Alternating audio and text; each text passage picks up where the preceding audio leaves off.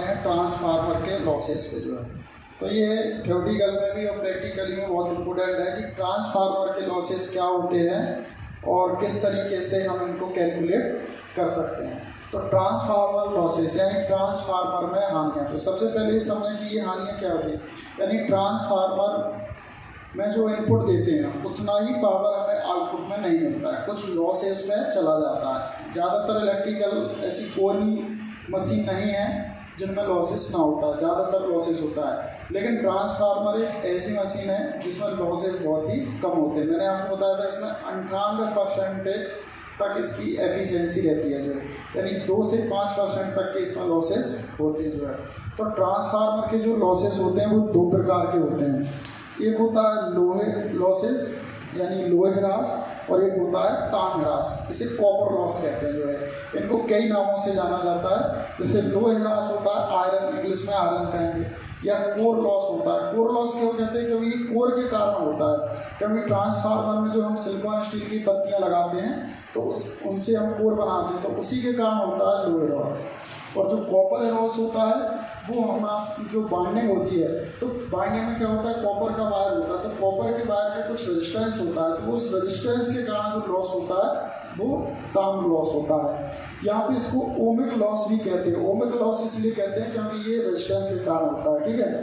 Core loss कुछ 2 प्रकार होते हैं, हिस्टैरिसीस प्लस एडी करंट जो है। ठीक है, यानी भंवर धाराएं। हिस्टैरिसीस आपको बताया था बार बार चुंबकित और विचुंबकित होता है, यानी पत्तियों में बार बार जो है चुंबकित होता है और विचुंबकित होने के कारण होता है। एडी करंट क्या होता है कि इनमें एक उल्टा करंट बन जाता है, जो इनपुट होने वाले करंट का या मेन करंट का होता है वो विरोध करता है जो है। तो ये होता है अपना लोहे लॉस। इनके अगर हम सूत्र देखें तो WH बराबर KH और ये BM 1.66 की पावर, इसका बाट में रहेगा, क्योंकि ये जो भी लॉसेस अपन इसको ट्रांसफार्मर के नापते हैं वो बाट में रहेंगे।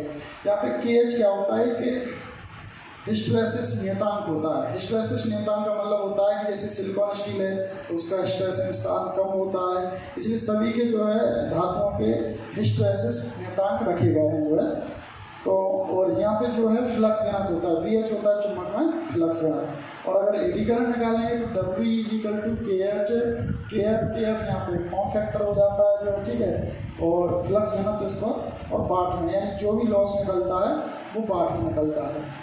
इसके लिए इसके बाद यदि कॉपर लॉस निकालें अपन, WC रहेगा ये, I स्क्वायर R रहेगा।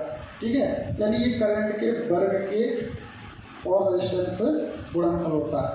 अब केवल रेजिस्टेंस से होगा और करंट से होता है। अब बात ये आती है कि कौन सा लॉसेस ज़्यादा होता है। तो इसमें इम्पोर्टेंट बात ये रखना कि जो लोहे ह्रास होता है वो स्थिर होता है हमेशा। स्थिर का मतलब ये होता है कि हम ट्रांसफार्मर पे चाहे लोड डालें या चाहे ना डालें, यदि हमने सप्लाई से ट्रांसफार्मर को जोड़ दिया है तो जो उसका लोहे लॉस होगा वो होना चालू हो जाता है जो है। ठीक है, यानी सेकेंडरी में हम लोड डालें या ना डालें। जैसे फॉर एग्जांपल के लिए ये एक हमारा ट्रांसफार्मर है, यहाँ पे जैसे इसको हमने इनपुट पावर दे दिया है तो इसमें जो कोरें होंगी उनमें पावर जाएगा तो ये लॉसेस होना चालू। अब यहाँ मान लीजिए हमने कोई लोड नहीं लिया आउटपुट में, यानी कोई भी मशीन या लैंप हम नहीं चला रहे हैं, तो भी ये लॉस होता है और स्थिर रहता है। स्थिर का मतलब क्या होता है कि हम ये बदलेगा नहीं। जैसे ये लॉसेस मान लीजिए 5 वाट होना है इसमें, तो ये 5 वाट ही रहेगा, यहाँ पे हम लोड डालें या ना डालें। ठीक है, दूसरा क्या होता है, दूसरा है हमारा तांग लॉस। कॉपर लॉस क्या होता है कि लोड पर डिपेंडेंट करता है कि हम यहाँ पे लोड कितना ले रहा है। चूँकि R रेजिस्टेंस है वो स्थिर रहता है, लेकिन जो करंट होता है वो बढ़ता है, यानी इस पर जितना ज़्यादा हम लोड डालेंगे, ठीक है, उतना ज़्यादा कॉपर लॉस होता है। जैसे ट्रांसफार्मर पे आपने 4 मोटर चला दी, ठीक है, तो इसमें क्या होगा कि इसका कॉपर लॉस बहुत ज़्यादा बढ़ जाएगा, जो यानी कॉपर तांबा है वो लॉस ज़्यादा करने लगता है जो है।